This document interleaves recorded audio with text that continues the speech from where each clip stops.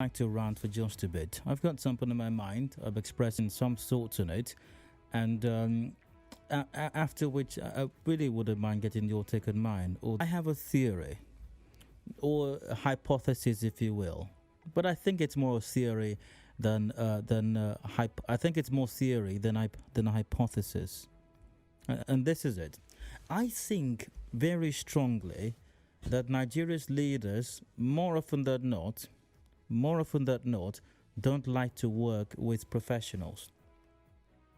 They don't like to work, and by professionals, I mean technocrats. I mean experts. I think they don't like it. I think they don't enjoy it. That they don't like to work with people who engage in critical thinking, people who actually know what they're saying. I don't think they like it very much. Because those persons, obviously, those kinds of persons are not going to be prone to idiosyncrasies. They're not going to be prone to narrow-minded, gibberish praise singing, that amounts to nothing and profits absolutely nothing. They're going to be all about processes and systems and deliverables and project management and time management. And what can we get for this? If we put in A and B, will it give us X and Y? And I don't think most of Nigerian leaders really care about things like that. They just want people around them who are going to tell them, hey, Your Excellency, you are the one. Your Excellency, if not for you, if not for you, Your Excellency. Don't mind them. The people, they know what they are saying. The people. If you go out there, Your Excellency, on the road, see how they are just singing your praise. The other day, I was just driving by the judge there. The way everybody was just shouting, Your Excellency, just shouting. The other day I was at Obalende in Lagos there. I was just hearing that. The other day I was over in Umaya. Your Excellency, I was at that. Just shouting. I was in Abuja. In Abuja that time, Your Excellency. See how everybody was just shouting. Just talking about you, asking, where are we going to? Where's Your Excellency? You know? I think that's what most Nigerian leaders actually like. I don't like the experts. They don't like the professionals, who are going to say, Mr. President, Mr. Governor, Mr. whoever it is, this is wrong. We can't do this. If we do this, I have run the system in my mind. I have run the various processes, and these are the inevitable outcomes I am certain we are going to get. And these outcomes, these results are not desirable, so we must not. And if the president or the governor or whoever insists on going that route, because the person believes that they have their integrity, their professional integrity to protect, they would rather resign than have their name or their reputation attached to or linked with something that is obviously and possibly even deliberately designed to fail. So I think our excellencies and honorables don't really like this kind of people very well. I think so. Because sometimes some of the problems that we deal with, that we face on a daily, are things that are not rocket science. Are not rocket science. And even if they were rocket science, there are people who know rocket science. There are people who are experts in the field of rocket science. But they're not rocket science. They're not rocket science. Something like proper waste management is not rocket science. No, it's not. It's not. And the floods are coming, by the way. And the rains are coming, if they're not here already. And the floods will come with the rains as well. And there are experts in that field also, who have also been singing the clarion call and are saying, you have to do something. You have to do this. You have to do A. You have to do B.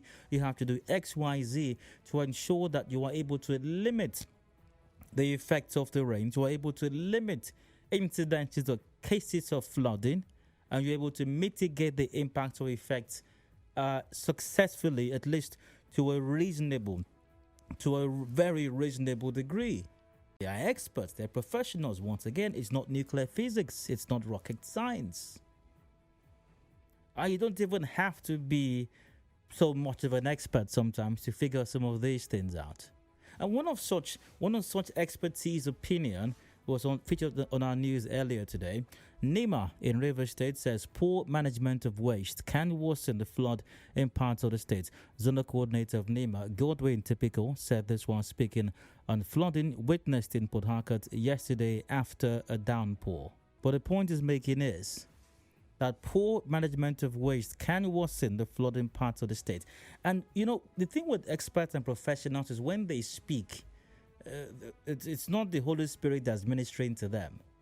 It's 1 + 1 = 2. You're going to see it. When they say that, judging from our professional experience and expertise, if you combine these two liquids, this is going to be the resultant effect. And you're going to see it. You're going to see it. Everybody will see it. And everybody has been seeing it already, as I've heard people talk about reports of places where you didn't even need to have refuse littering roads and littering everywhere. The refuse is everywhere. The refuse is everywhere. Drainages, gutters are clogged with the refuse, and refuse is everywhere. And even places that were not so prone to floods before, or that the floods had reduced or disappeared, the floods are back in those places right now. And I'm not talking about those places that are naturally prone to floods, places that are located close to waterways or major waterways. No. I'm talking places that should not be or may not have been prone to floods, but because of the impact of the blocked drainages caused by the mismanagement of refuse and waste, inevitably these drainages are clogged. So when the rains pour, there's nowhere for the water to go. And the reason is this: we have, or don't even have at all, a proper waste management system in Rivers State, or at least in Port Harcourt and Obiak, but we just do not have it. A system that provides or allows or even asks people, demands that people drop their refuse or their waste on the median of major highways cannot be, in any universe, an ideal way of properly disposing or collecting waste. And I've heard the argument, no, people should properly bag it. People should properly bag it. It doesn't matter if you bag the waste in watertight, airtight, everything tight plastic bags. It is still waste, and waste should not be deposited on the medians of highways. And people say, oh, it's the scavengers that are, because they tear you put. If you were not dropping the waste on the median of highways, nobody would go there to tear it up.